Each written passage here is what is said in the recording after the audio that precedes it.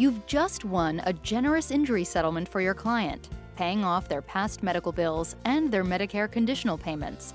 But what about your client's future payment obligations to Medicare?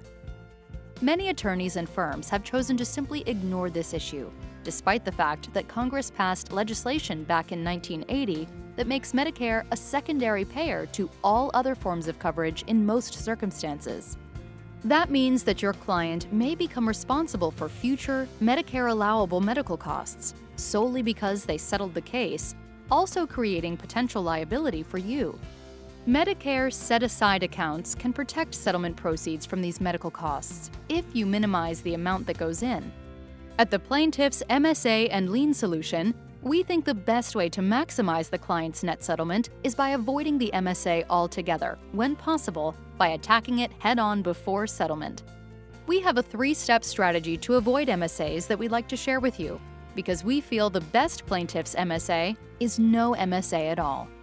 Don't ignore the MSA issue, jeopardize your client's future Medicare benefits, and risk possible liability.